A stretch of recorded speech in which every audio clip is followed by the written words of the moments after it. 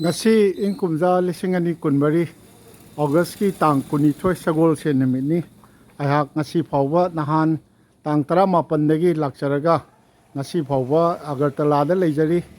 ado Agartala town manungsi ayamba mapam lambi sing ising ju thumi ada ngasi aina lakchari busi Dhaleshwar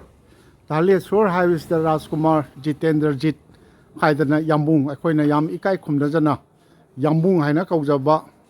ahal loiraba hojik hojik yambunggi chahi si akhoi chahi marfu taruk 86 sure aduga hojiki da haita di foremost akhoi scholar Agartala gi maitai Tripura gi maitai singi marakta di kwaidagi akhoi gi pakok thongba scholar amani yambung si yambunggi yumni aina changjar ebasi ai hana yambung da haijagare yambung haksang su khara sole ado yambung unajari basi chahi tara taruki matungda yambunggi yum sida laksari ni yambunggi yumni sida leiribasi Dhaleshwar ada seisda aiga langminajari basi aigi marup wangkhem Biram Mongol amadi langon jam Biram Mongol aniga loinana laksabani yambung si aseng bai academic akoi certificate ki kanodadi akoi yambung na pokpasi 1938 haidana lei aduga yambunga gidar lakchari se akhoi ai marup Biram Mongol wangkhem leire adagi langonjam Biram Mongol leire khoi laksabani ado yambung si yambung dagi akhoi na hana chakhi baju yai akhoi jongang natre ado yambung hujiki Manipur da oiba phibam sidadi yambung gi manakta yambung unajaningi gaina hekta parap lakpaga su hek yadre ado yambung si yambung RK Jitendra Jit ni asingho ado akhoi gi sana chahi ahum mado sana chahi ahum se wam le ko akhoi ei le ru khun se masigane magi aroi ba posei sing do madu da le te di kadai da le khangde akhoi sana chahi ahum gi ming la hajik ti pan jaram ne koi akhoi gi le yu ahum se ningthemcha Ranendra Jit haide sana chahi ahum se maming di kan le Chorjit Maharaj gi machanupa gi yambung si suthang kangbu oidore yambo yambung akhoi gi yambung Jitendra Jit Singho akhoi gi Rajkumar si akhoi gi Tripura da akhoi gi matam mama hujik phawda su adum haibu yai English khwaidagi haiba miwai mari mangagi manungda yambung su ama channa leibani yambung ji Kolkata University gi MA ni yambung Kolkata University Kolkata University gi MA tor non collegiate oina English English tori madugi mathanga asiga Hindi gi college tong tamure madugi the Central Institute of English and Foreign Languages Hyderabad madugi su ai graduate karani mui diploma lo post graduate diploma ni ai gi ar ai se ai gi kanada chakri gi mafam to sune ai se haji kanone ba lecturer is selection grade oina retire tawi bane ada yambung si akhoi gi Tripura da class 8 phawda akhoi gi chhatra singna class 8 phawda tamba school high school gi thak phawda junior high school level tar class 8 hai tar da phawda akhoi gi kaino tawba akhoi gi Ingraji gi textbook sing si yambung na iba su aduga editor su oiriba madadi Sahitya Academy gi Ingraji boy translation to lise masik is translation editor oi kram ya textbook item si kai no ai item si gi chak ong to lo jage item si di yamna item si gi ming ji yambung kari ko ga bodra da chinho tapira devi tapira chinho tapi ba item si di yamna haksang phana leiri haksang phana leibi go sini adagi yambung si kai no tawrami साहित्य परिषद त्रिपुरा की मणिपुरी साहित्य परिषद त्रिपुरा मदुगी कनो हम सबो है दुगी secretary ओइजरे मदुगी president ओइजरे थबक तु लोइरमदाइदा अदा यमबुंग से अखोगी कनो अहानबदा कामिनी कुमार का सनसम कामिनी कुमार स्कूल से मैं प्राइमरी स्कूल से मसी हानदी एलवी लोअर वर्नाकुलर बांग्ला तंबीबा स्कूल नि कामिनी कुमार जी मंत्री ओइरेमिनी सुग मैतेइनी कामिनी कुमार से मसी अखोगी गोरतागी कनोनी होय नते आइने यमो हाइजनिंगी ना कामिनी कुमार से अखोगी महाराजा सर्विस ता माजी सुपरिटेंडेंट ऑफ पुलिस ओइना हौरागा मंत्री बाव ओइगे ताजरे को मोय हौगरे अदगी मोयगी कनो मखा नतर संखा कमलजीत होय ओइसिना कमलजीत होयगी अमु मखादा यमुजी थर्ड जनरेशन त्रिपुरा की मैतै सिंगी मरक्ता लारिक लाइसु हाइबा से ओय मदुदी हाइबा यारे मदु आइगोंदे सु हेन मयाम लेजरम नते थर्ड जनरेशन ने यमुंगी ममांगदा अकोगी आरके बुद्धिमंता जी यमुंग होयगी कोई जी पुथो मोय अकोगी कमलजीत की मपानी पाबुंगनी ने अच्छा मोयजिना अहान ब जनरेशन तारे ने कई नोइदा मोयना शांति निकेतन द मणिपुरी जगोय रवि ठाकुर की मतम द हांगदोइसी बुद्धिमंत ने डेपुटेशन थाबनी महाराज ना दुगी दिसिगा मागी सु इंस्टीट्यूट में हांगे सिगा मकुत है ये मकुत मसाया मदन सुपरिटेंडेंट होइना आश्रम है ना शिल्पाश्रम है ना मम्मी ने हम फजन थोन के शिल्पाश्रम है ना शिल तदोबो इंस्टीट्यूट तो मदुगी सुपरिटेंडेंट होइना माउगुला एम का हंदोगा अदो यमो कैनो से यमो अंगांग ओइङैदा यमो से धले सोरिदा दुम पोइरा करमाइना अमा सिगे से पोइ सिदा दुम पोइनेबा सिगे आइगी इदि कानूनी इस इसिनि नाव से अखोय दुगी जादि लेदि मतम दो हाजि कानूनी आइगी इदि इशू काना इसिनि नाव सुबुने अहोम मई हाइबा यारे होय अखोय निपा मजा ngतनि लोइना होय यमो ओइ मतम दुदा यमो अगरतला टाउन मनुंग जेइसदा से निंथौ कोनुंगी अकोय बाहाय तारेना सिदा मैतै से हुजिक लैबा फिबम जुमाइना दि लैरमनि थाजदे याम कल मितै हाइदो कल्चर हाइदि मितै कल्चर निंथौ कोनुंगी मै आइगी लाइकम सु लेने होय निंथौ कोनुंगी मनुंगी लाइक हैना होय मदुगसु याम इजगरायबा जे कनाना करम दो महारानी तरुकनी सिगे त्रिपुरा की महारानी तरुक से मोय पालामिनेबा पानबाई महारानी ओइना पालिमनि को हार हाइनेस ओइना मैतै निगोल नि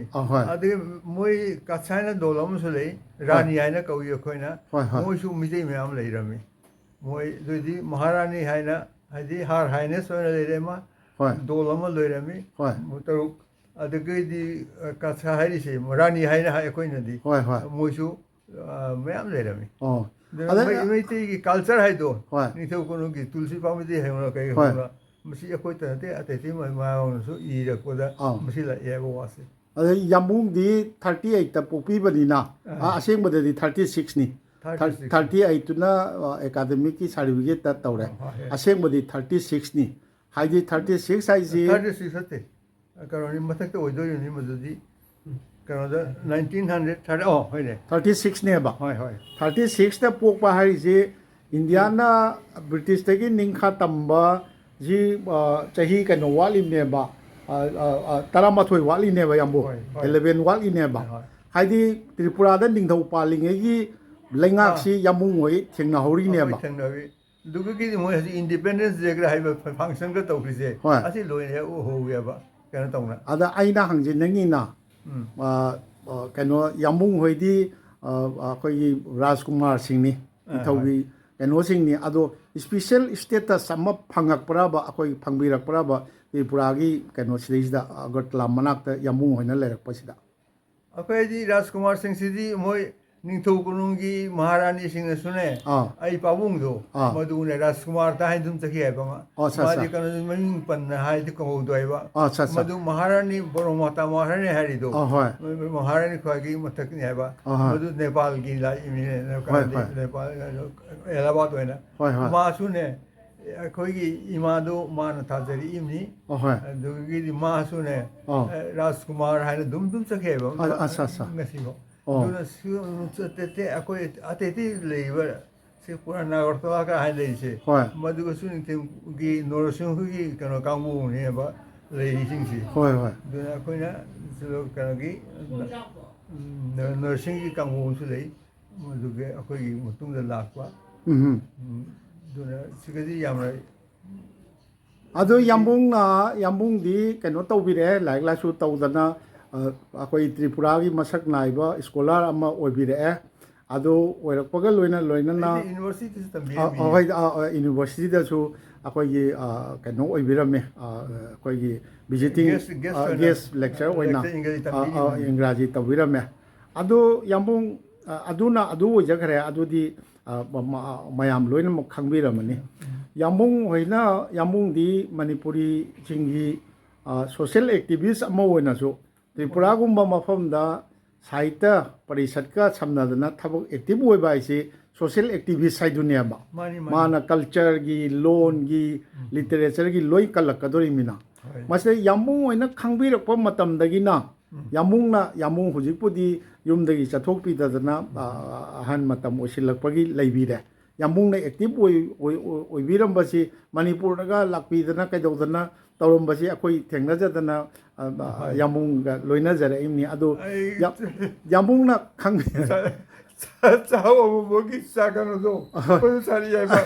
ꯍꯣꯏꯅꯦ ꯑꯗꯣ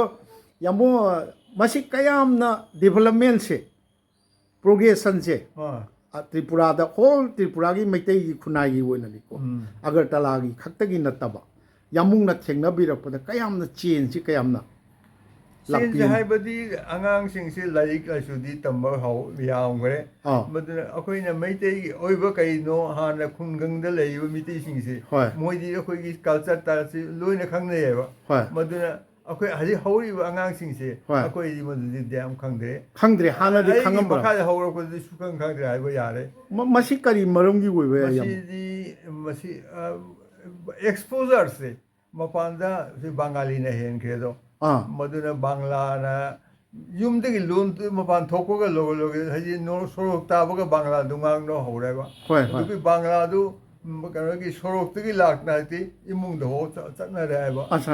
ꯃꯁꯤꯅꯅꯤ ꯃꯁꯤꯒꯤ ꯂꯣꯟꯗ ꯂꯩꯈ꯭ꯔꯦ ꯀꯩꯅꯣꯗꯗꯤ ꯌꯥꯝꯕꯨꯡ ꯑꯗꯨꯅ ꯂꯣꯟꯒꯤ ꯃꯩꯇꯩ ꯏꯃꯨꯡ ꯃꯅꯨꯡꯒꯤ ꯑꯣꯏꯔꯦ ꯍꯧꯖꯤꯛꯇꯤ ꯇ꯭ꯔꯤꯄꯨꯔꯥꯗ ꯁꯦ ꯉꯔꯥꯡ ꯅꯍꯥꯟꯃꯛꯇꯗ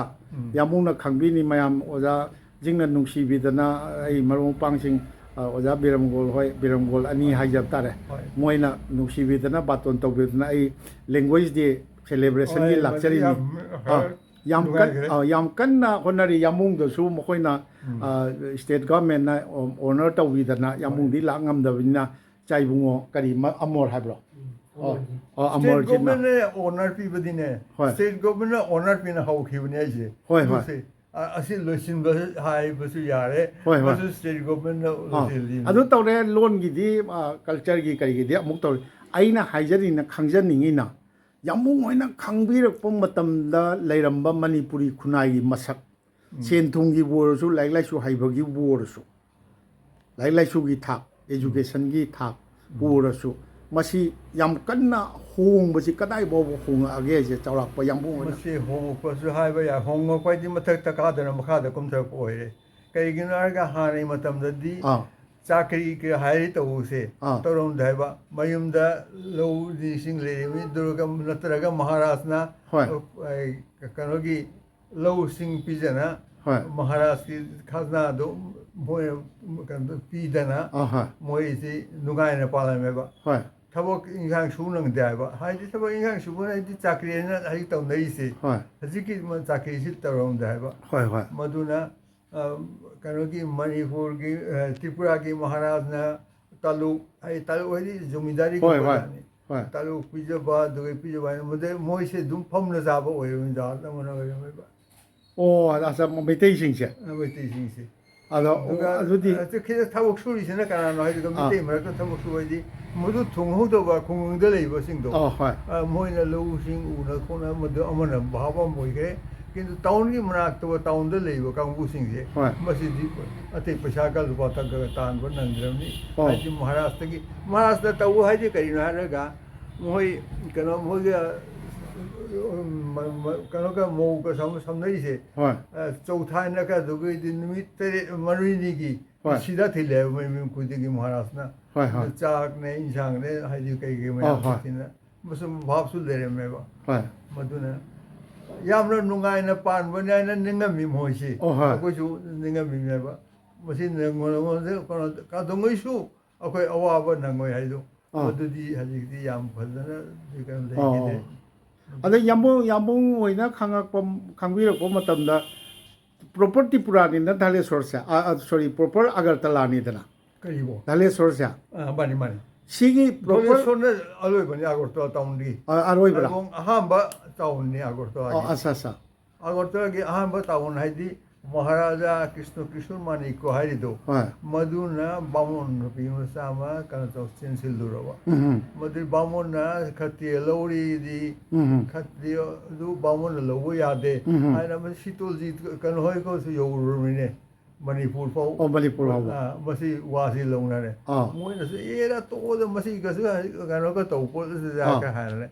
ꯃꯗꯨꯅ ꯑꯩꯈꯣꯏ ꯁꯤꯒ ꯅꯤꯡꯊꯦꯝ ꯃꯆꯥ ꯂꯩꯔꯤꯁꯤꯡꯁꯦ ꯃꯁꯤꯒ ꯀꯩꯅꯣ ꯂꯩ ꯅꯥꯀꯟ ꯑꯅꯤꯒꯤ ꯂꯩ ꯑꯃꯅ ꯀꯩꯅꯣꯒꯤ ꯑꯗꯨ ꯍꯌꯥꯡꯒꯁꯦ ꯍꯥꯏꯖꯩꯒꯤꯗꯣ ꯃꯥꯒꯤ ꯗꯣꯜ ꯑꯃ ꯅꯔꯁꯤꯡꯍꯣꯒꯤ ꯀꯥꯡꯕꯨ ꯑꯃ ꯂꯩ ꯑꯗꯨꯒꯩꯗꯤ ꯑꯃꯅ ꯀꯩꯅꯣꯒꯤ ꯁꯠꯇ꯭ꯔꯖꯤꯠꯀꯤ ꯀꯥꯡꯕꯨ ꯑꯃ ꯂꯩ ꯑꯩꯈꯣꯏꯁꯦ ꯁꯣꯝ ꯃꯁꯤ ꯂꯩꯅꯔꯤꯕꯅꯤ ꯍꯧꯖꯤꯛꯁꯨ ꯂꯩ ꯍꯧꯖꯤꯛꯁꯨ ꯂꯩꯔꯤꯕ꯭ꯔꯥ ꯃꯗꯨ ꯍꯧꯖꯤꯛꯁꯨ ꯂꯩꯕ ꯅꯠꯇꯦ ꯃꯥꯡꯗ ꯀꯅꯥꯅ ꯐꯪꯒꯅꯤ ꯍꯥꯏꯗꯣ ꯀꯨꯝꯍꯩ ꯄꯤꯌꯣꯝ ꯂꯩꯕꯗꯅꯦ ꯑꯗꯨ ꯀꯗꯣꯝꯗꯤ ꯀꯩꯅꯣꯁꯤꯡꯅ ꯅꯨꯄꯤ ꯅꯍꯥꯔꯁꯤꯡꯅ ꯃꯣꯏ ꯃꯥꯡꯗ ꯐꯪꯒꯗ꯭ꯔꯥ ꯑꯩꯈꯣꯏꯁꯤ ꯃꯥꯡꯗ ꯐꯪꯗ꯭ꯔꯥ ꯃꯗꯨ ꯂꯧꯅꯅꯦ ꯏꯃꯥ ꯏꯕꯦꯟꯁꯤꯡꯗꯨ ꯀꯔꯤꯅꯣ ꯑꯍꯟ ꯑꯣꯏꯕꯗꯨꯅ ꯍꯦꯛꯇ ꯐꯝꯕꯁꯤ ꯈꯔ ꯑꯗꯨꯝꯕꯗꯨ ꯈꯔ ꯔꯤꯐꯣꯔꯃꯦꯁꯟ ꯂꯩꯇꯦ ꯕꯥꯃꯣꯟ ꯐꯪꯒꯅꯤ ꯃꯗꯨꯒꯤꯗꯤ ꯍꯧꯖꯤꯛ ꯌꯥꯡ ꯍꯥꯏꯔꯤꯗꯣ ꯅꯔꯁꯤꯡꯍꯒ ꯑꯗꯨꯒꯤ ꯀꯩꯅꯣꯒꯁꯦ ꯑꯅꯤꯁꯤ ꯀꯅꯥꯅ ꯐꯪꯒꯅꯤ ꯍꯥꯏꯗꯣ ꯃꯅꯨꯡꯗꯅꯦ ꯑꯗꯨꯝ ꯆꯦꯟꯕ ꯑꯃ ꯂꯩꯌꯦꯕ ꯅꯔꯁꯤꯡꯍꯅ ꯍꯦꯟꯅ ꯆꯥꯎꯅ ꯂꯧꯅꯔꯤꯔꯥ ꯀꯔꯝꯍꯥꯏꯅ ꯇꯧꯔꯤꯅꯣ ꯃꯣꯏ ꯅꯔꯁꯤꯡꯍꯅ ꯄꯥꯟꯕꯅꯤꯅ ꯍꯥꯏꯅ ꯑꯗꯨ ꯁꯣꯡꯉꯣꯏꯁꯨꯗꯤ ꯅꯔꯁꯤꯡꯍ ꯑꯩꯈꯣꯏꯅ ꯈꯪꯕ ꯁꯣꯡꯉꯣꯏꯗꯨꯒꯗꯤ ꯅꯔꯁꯤꯡꯍꯒꯤ ꯄꯥꯟꯕ ꯁꯣꯡꯉꯣꯏꯔꯦꯕ ꯃꯗꯨꯁꯨ ꯀꯔꯇꯥꯒ ꯅꯔꯁꯤꯡꯍꯒꯤ ꯃꯅꯨꯡꯗ ꯂꯩꯔꯤꯕ ꯚꯥꯞꯁꯦ ꯃꯁꯤ ꯑꯗꯨꯝ ꯂꯩꯌꯦꯕ ꯍꯧꯖꯤꯛꯁꯨ ꯂꯩꯔꯤꯕ꯭ꯔꯣ ꯍꯧꯖꯤꯛꯁꯨ ꯂꯩꯔꯝꯕ ꯌꯥꯏ ꯏꯃꯥ ꯏꯕꯦꯟꯁꯤꯡꯒꯤ ꯋꯥꯅꯤꯀꯣ ꯃꯗꯨ ꯀꯩꯅꯣꯅ ꯑꯩꯈꯣꯏꯁꯤ ꯑꯩꯅꯁꯨ ꯂꯥꯏꯔꯤꯛ ꯑꯃꯗ ꯕꯪꯂꯥꯗ ꯏꯒꯦꯕ ꯑꯩꯈꯣꯏ ꯀꯤꯔꯇꯣꯟꯗ ꯀꯃꯥꯏꯅ ꯐꯝꯃꯤ ꯑꯗꯨꯒ ꯀꯃꯥꯏꯅ ꯆꯪꯉꯤ ꯍꯥꯏꯗꯣ ꯃꯗꯨꯒꯁꯨꯅꯦ ꯑꯗꯨꯒ ꯑꯩꯈꯣꯏ ꯀꯤꯔꯇꯣꯟꯗ ꯃꯔꯤ ꯐꯝꯗꯕꯗ ꯅꯥꯀꯟ ꯃꯔꯤꯗ ꯀꯩꯅꯣ ꯒꯣꯠ ꯂꯧꯅ ꯑꯗꯨ ꯅꯣꯡꯄꯣꯛ ꯐꯥꯎꯕꯣꯛ ꯅꯣꯡꯆꯨꯞ ꯐꯥꯎꯕꯣꯛ ꯍꯥꯏꯅꯅꯦ ꯃꯁꯨꯁꯨꯅꯦ ꯃꯁꯨ ꯀꯩꯅꯣꯅꯤ ꯍꯥꯏꯅ ꯀꯩꯅꯣ ꯅꯤꯡꯊꯦꯝ ꯃꯆꯥꯁꯤꯡꯁꯦ ꯂꯧꯗꯦꯕ ꯅꯤꯡꯊꯦꯝ ꯃꯆꯥꯁꯤꯡꯁꯤꯅ ꯃꯁꯤ ꯊꯕꯛ ꯄꯥꯊꯣꯛꯑꯦ ꯑꯗꯨꯅ ꯅꯤꯡꯊꯦꯝ ꯃꯆꯥꯁꯤꯡꯁꯤꯅ ꯚꯥꯎ ꯐꯝꯕ ꯌꯥꯗꯦ ꯍꯥꯏꯗꯤ ꯚꯥꯎ ꯍꯥꯏꯗꯤ ꯃꯥꯏ ꯒꯣꯠ ꯃꯔꯤ ꯅꯥꯀꯟ ꯃꯔꯤꯗ ꯐꯝꯕꯗꯣ ꯃꯗꯨ ꯐꯝꯕ ꯌꯥꯗꯦꯕ ꯃꯣꯏ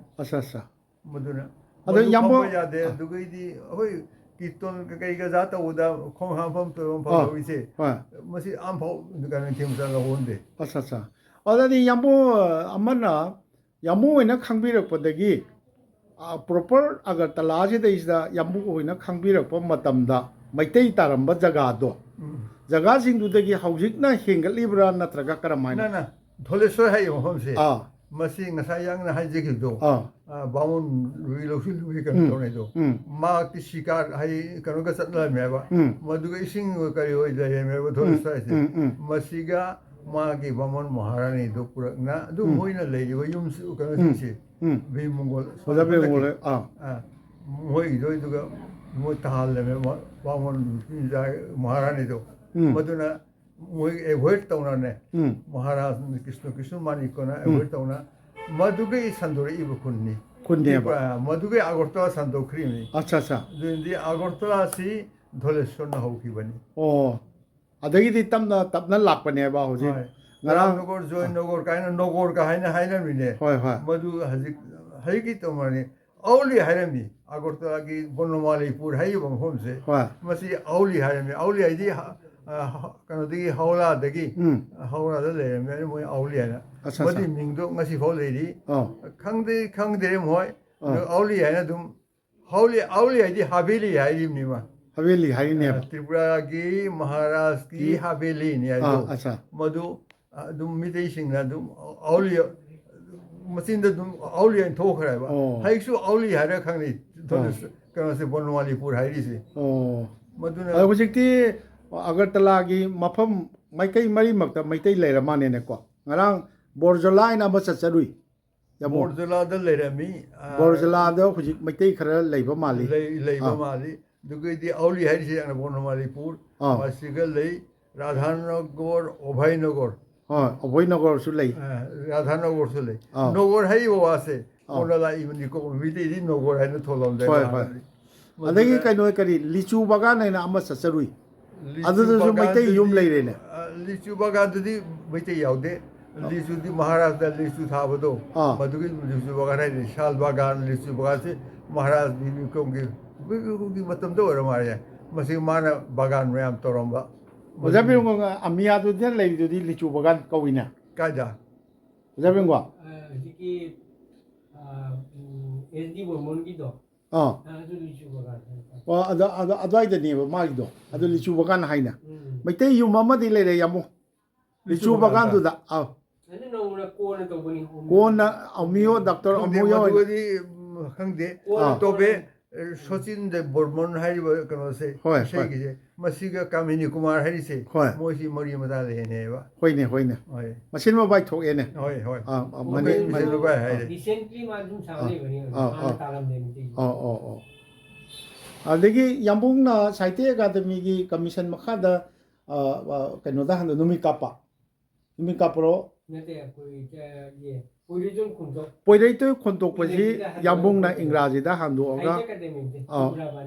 moi gi ate mase Sahitya Academy ge te ko isagi ni o handok ta na hojik press ta leire ba Sahitya Academy ho madu di press ta leiri horani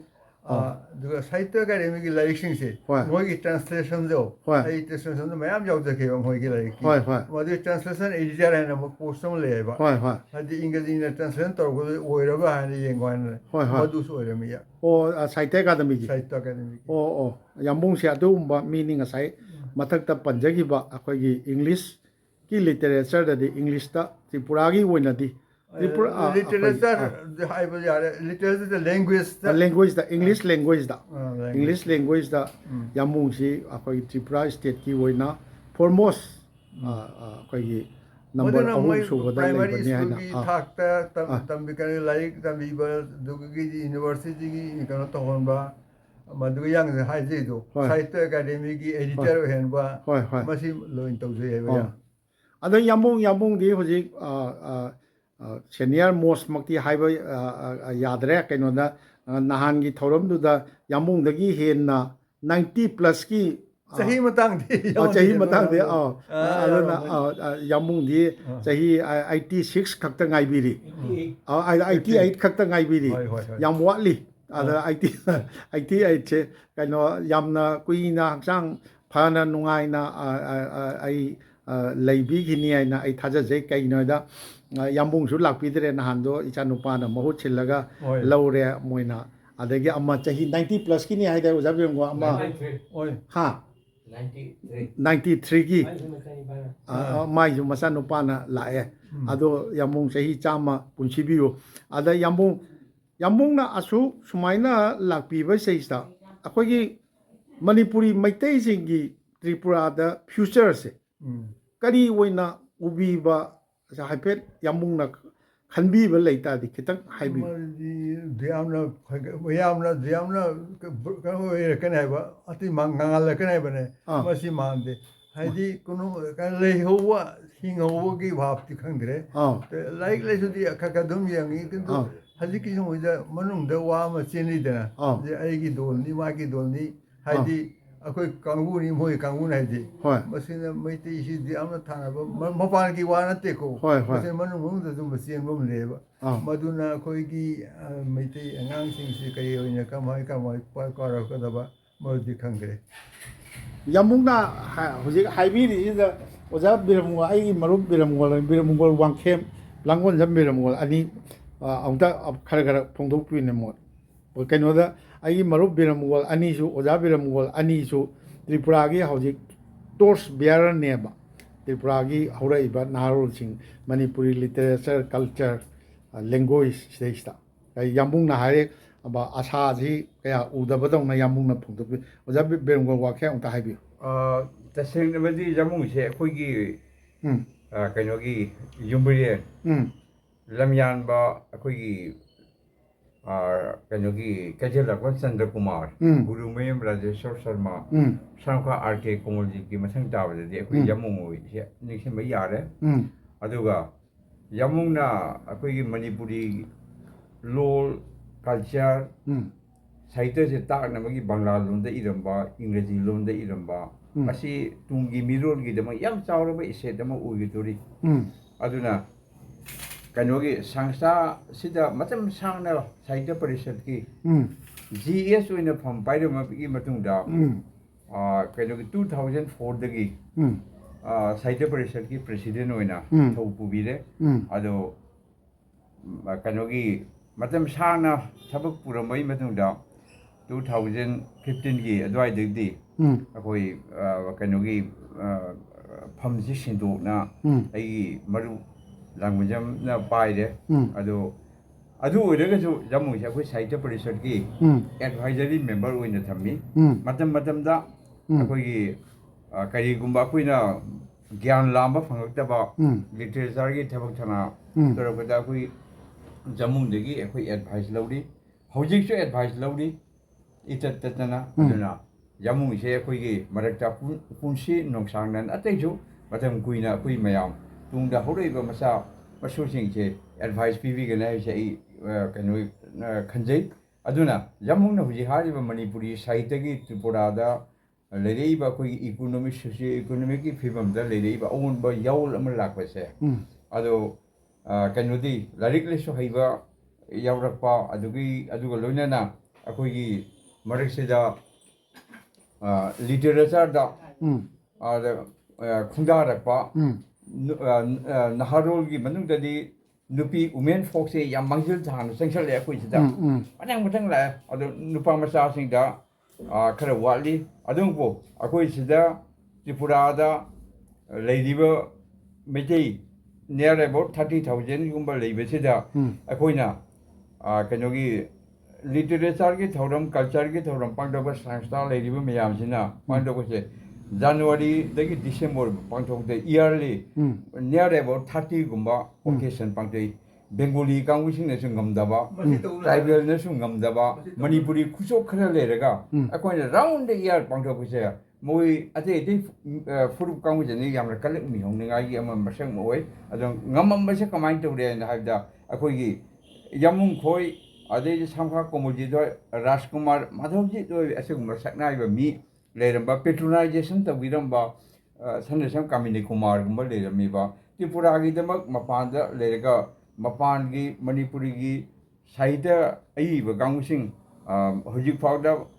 ꯀꯩꯅꯣꯒꯤ ꯃꯅꯤꯄꯨꯔ ꯁꯥꯍꯤꯇ꯭ꯌ ꯄꯔꯤꯁꯠ ꯏꯝꯐꯥꯜꯅ Kamini Kumar gold medal award ꯂꯥꯟꯊꯣꯛꯄꯁꯦ ꯃꯁꯤꯁꯨ ꯌꯥꯝꯅ ꯁꯤꯡꯊꯥꯅꯤꯡꯉꯥꯏꯅꯤ ꯑꯍꯟꯁꯦ ꯃꯥꯒꯤ ꯆꯥꯎꯔꯕ ꯊꯧꯗꯥꯡ ꯂꯩ ꯋꯥꯍꯩ ꯈꯔ ꯍꯥꯏꯔꯒ ꯖꯃꯨꯡꯒꯤ ꯄꯨꯟꯁꯤ ꯅꯣꯡꯁꯥꯡꯅꯅ ꯑꯇꯩꯁꯨ ꯍꯤꯡꯅ ꯑꯩꯈꯣꯏ ꯃꯔꯛꯇ ꯂꯩꯕ ꯑꯗ ꯌꯥꯝꯕꯨꯡꯅ ꯍꯧꯖꯤꯛ ꯑꯔꯣꯏꯕꯗ ꯑꯩꯅ ꯍꯪꯖꯕꯗ ꯍꯥꯏꯕꯤꯔꯤꯁꯦ ꯌꯥꯝꯕꯨꯡꯅꯗꯤ ꯑꯍꯟ ꯁꯦꯅꯤꯌꯔ ꯑꯃ ꯑꯣꯏꯅ ꯃꯅꯤꯄꯨꯔꯤꯁꯤꯡꯒꯤ ꯐ꯭ꯌꯨꯆꯔꯁꯤ ꯀꯌꯥ ꯍꯤꯡꯕꯗꯤ ꯌꯥꯏ ꯁꯤꯅꯤ ꯂꯥꯏꯔꯤꯛ ꯂꯥꯏꯁꯨ ꯌꯥꯝꯅ ꯊꯥꯛ ꯋꯥꯡꯉ ꯇꯥꯔꯒꯁꯨ ꯂꯥꯏꯔꯤꯛ ꯂꯥꯏꯁꯨ ꯍꯩꯕꯁꯨ ꯂꯩꯔꯦ ꯍꯥꯏ ꯑꯩꯈꯣꯏꯅꯁꯨ ꯇꯥꯖꯩ ꯈꯪꯉꯤ ꯑꯗꯣ ꯌꯥꯝꯕꯨꯡꯅ ꯍꯥꯏꯅ ꯑꯩꯈꯣꯏꯒꯤ ꯍꯥꯟꯅ ꯂꯩꯔꯝꯕ bright ꯐ꯭ꯌꯨꯆꯔꯗꯣ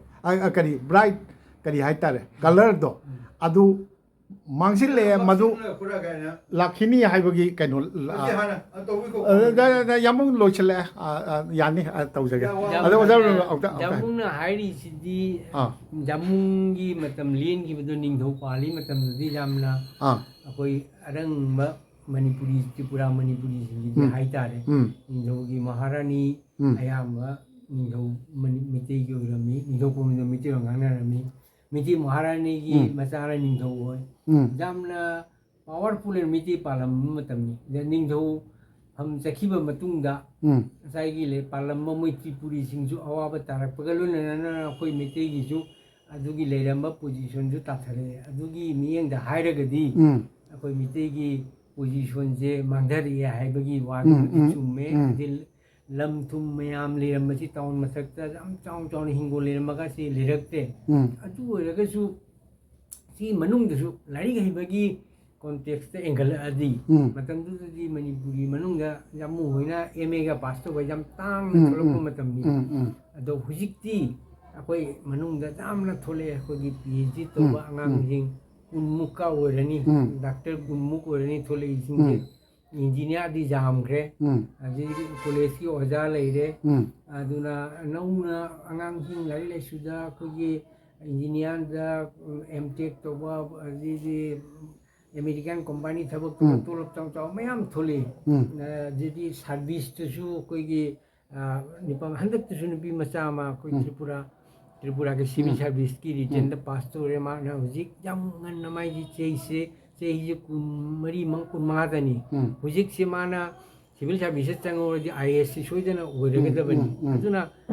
koi gi lai le su gi hairo ga di koi advance ore duka hana gi निधोगी पिवम की होगा हायर गद्दी खरा अच्छे हाई जाए लिटरेचर दी हो जा हाँ जामना क्वालिटी लाए लिटरेचर हाँ ना गिले रंबा मतलब मुझे लिटरेचर की जाम स्टैंडर्ड है मुझे भी बोलूँगा हाई ये बन ना मैं हम ये बथोले अदुना कोई जामना oh yamung na hai sia yamung na hai sam sam na han na gi leram status tu ni like like सो हाइबा अदगी अखोई की करी जी लोन की साहित्य की लिटरेचर की नती है कोई मणिपुरी जिंगना त्रिपुरा द कलम सोशल स्टेटस समल ले रंबा अदु मांग रे हाइबने अदु की फीचर लाइक सो हाइबा लिटरेचर क्वालिटी अदि जामनो क्वालिटी हेंगल यामो अदुनी द लोइरे यामुंगा उनजदना तौरिसे थानी लोइरे यामो वारी गवर्नमेंट ना फोंग लाइक लेने होंदा होय होय more dictionary of them for you and the government minister na hire me on that meeting Madhuri dictionary amna thona oya roy Manipuri Bangla English yawa word book ama phangmani mojina kana dawni aina igini mojing sina review tawni ana madu lei de phung abra yambo minister na hire piri me asa asa thabo to don pi PS ke amu pale yo be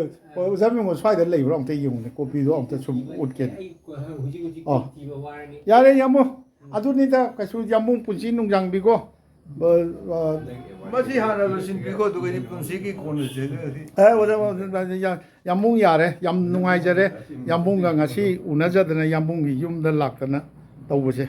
ngarang kano da na कोई ना matric pass हो दो यूं the येंगला आमे अगस्त मणिपुरी भाषा दिवस विशेष सम्मान 2024 इंग भाषा और साहित्य श्री जुट राजकुमार जितेंद्र सिंह असी कनो करी ज्ञापक हाइबा और माने को ज्ञापक से कोकबरो ओ अनन्या अखोई संखालु हो आदि कनो माइनॉरिटीज भाषा अधिदप्तर डायरेक्टोरेट नि त्रिपुरा सरकार न पीबनी पैसा जो लुपा लिसिंग मंगा यावगा त्रिपुरा की मसक नाइबा मी मरीदा नरांग पी सिनी अदुना यामुंग से अखोई हुजिक मणिपुर द ओरिबा फिबम सिनादी आस यामुंग अंत उनजगे गायना फलाउ लापसु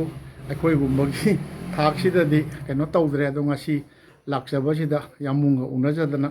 यामुंग खुरुमजरबसि ईश्वरना थौजानबीबनी सेमीबा मपुना थौजानबीबनना लौजे यामुंग पुनसिबीगो को ओजा छिटो आइगी दिने कनो से इसिनी बाय मे हमसे सनलोइना संदौना लेरेबा होय होय कनो दा कसादा करिगरने होय होय नाय कान दिगरा हाइबा कनो होय होय अदुनी यामो येंगोला आमीने अखु मैट्रिक पास तौरायना मतलब ममदा यामुंग वेना मैट्रिक पास तौर को मैट्रिक पास तौर मैतै जिंगना मयांग जिंगना सु लाखो मयांग सु काले मयांग सु लेरम दे बयामना सिदा सु हाय ओके मोइ मे महारानी ना मोइ से मैट्रिक पास नि इकरा हाय रे महारानी ना तो कुदल तो गरी पिंग तो जम आई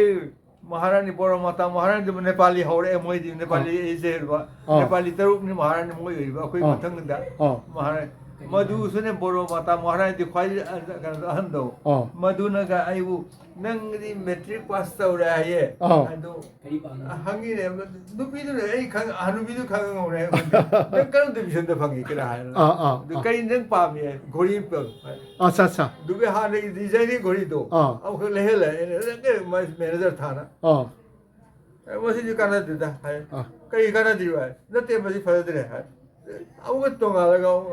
पुथुइना आदिकी कनो से मरी पानबा कनो दे गुल पानबा से मसिपुर लहे महारानी आदो कन लगा इमा दो थाजरा कुदु महारानी थाजरी इने मधुना सुतो महारानी हाइबदो मधु उनबो चतना आई दगा कनो चतना इलाहाबाद चत कोई बोदु तो मा द कनो द ले मेबा मधु को मा उनरुई या आई इमुंग जा थोपदो माना जा ngabdabado akoi ya pulang de laitre mai manager pina manager luwa thari ya me yambo nungai yambo lo sinjarage yambo ga unajadana begin dirati masih ai thakchage yambo nungai je